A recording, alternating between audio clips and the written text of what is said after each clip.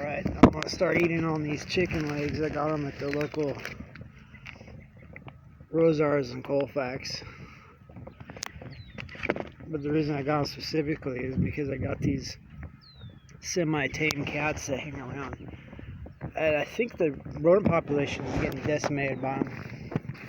So once in a while I'll give them a little extra food, but I want them to live off the land. And I'll tell you, I was thinking on the way home, where has anybody in the world tried to milk a cat? Yes, I said milk a cat, like having a milk goat. I know in China they have milk dogs, but I wonder if you could milk a cat. I mean, is that it must be theoretically possible. The reason why I asked, because as you may have inferred, I'm one of those people that want to run everything for myself, because the moment you have other parties involved, you're going to be paying more than you have to. That was just the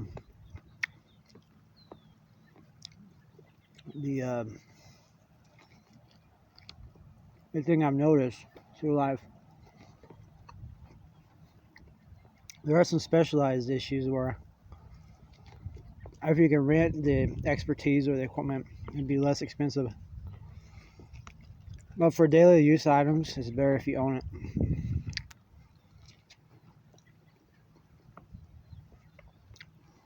Now, I bought this moderate little 2-bedroom house on a VA loan, and it's in this hubbub of a town. I'm gonna see about running for mayor. So we need to get some of these laws changed, because I'm not allowed to have a milk goat the way things are right now. It's like they're set up in such a way that you're always going to be dependent on people. And if you can't do what you want with your property, do you really own it? Or you just are just there as a temporary guest.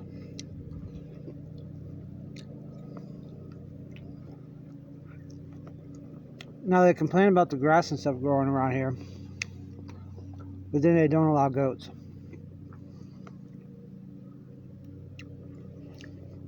You're supposed to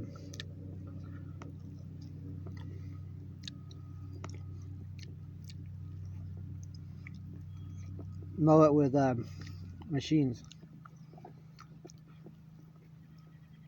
I went and got a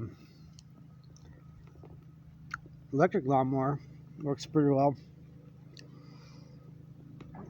That I run off of more or less solar power. Probably the only one in town that'll do it. So that's one chicken leg there. The problem is these cats, they operate as a team. So except when you feed them, then they get individualistic.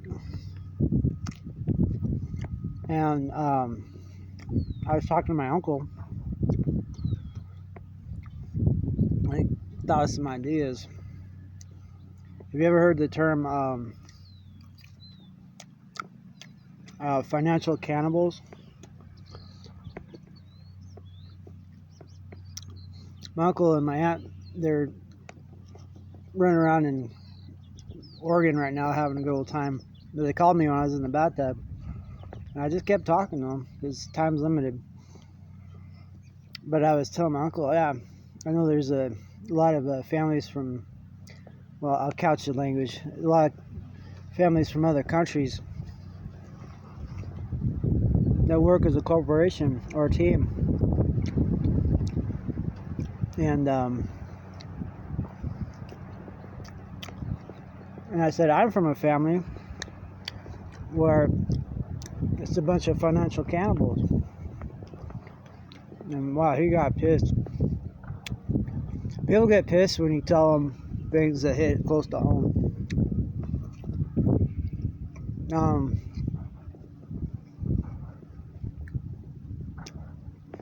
So I'm one of those super smart people that are defective in common sense.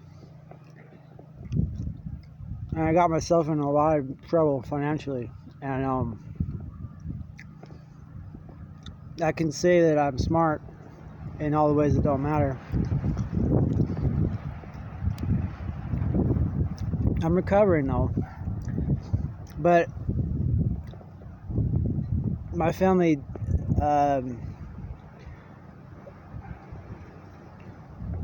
is not a safety net.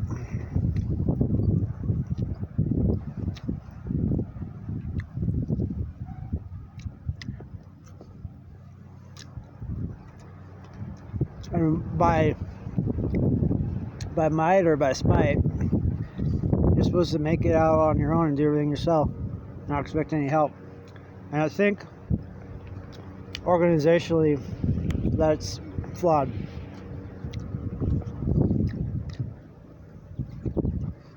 Because while one day I say I want to have independence, with the power and milk cats and stuff, milk goats, like a Nubian milk goat, yeah, that would be the ticket.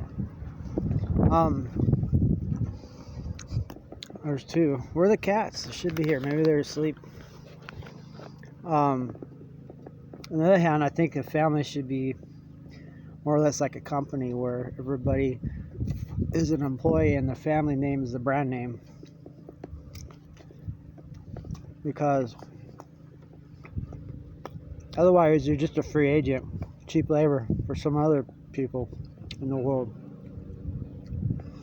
You're not working for your family, you're working for someone else.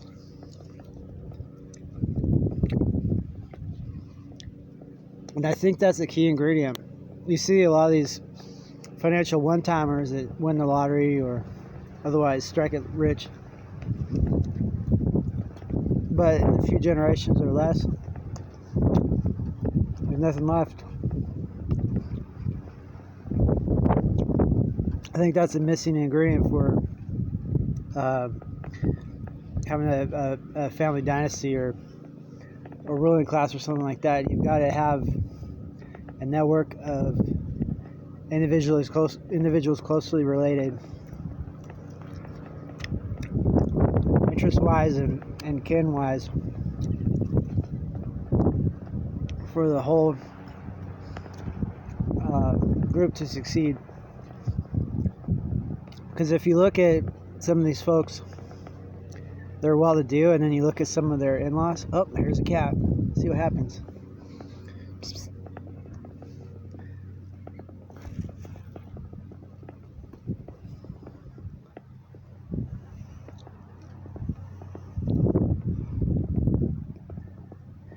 See if there's more cats that show up.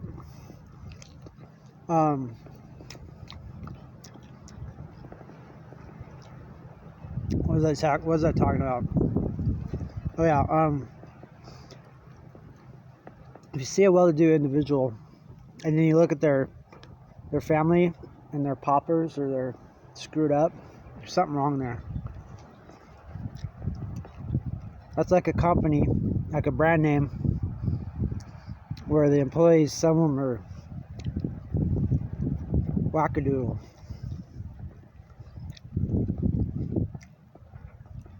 I don't think a family can survive that in neither kind of company very long.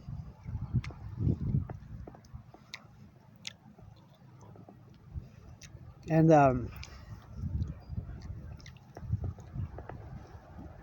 when you have sons and daughters, or even let's say you get a family pet. I mean, you could get like a random cat come and give a bunch of kittens. You have a ton of cats, kind of like here. That's a random. Or you can go buy a special breed cat with special purpose, like one of those bald ones or something, and be selective. I think more people put more energy in getting pedigree pets than they get pedigree in-laws.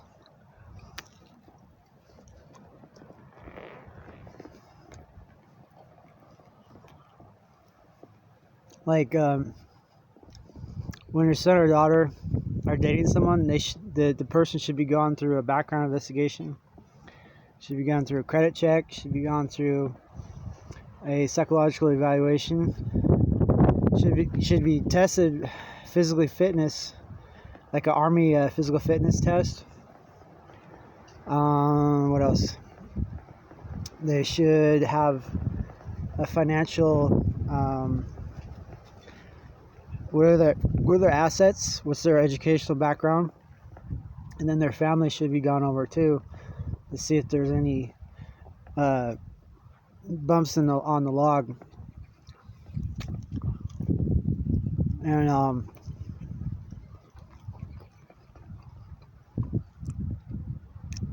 And so yeah, I mean, like they're that strict when they have pedigree pets or pedigree cattle or farm animals and stuff.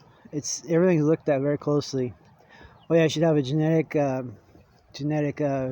counseling. Make sure there isn't anything too weird.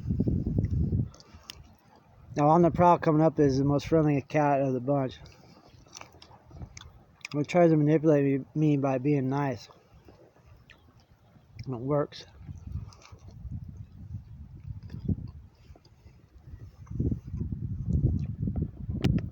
Here.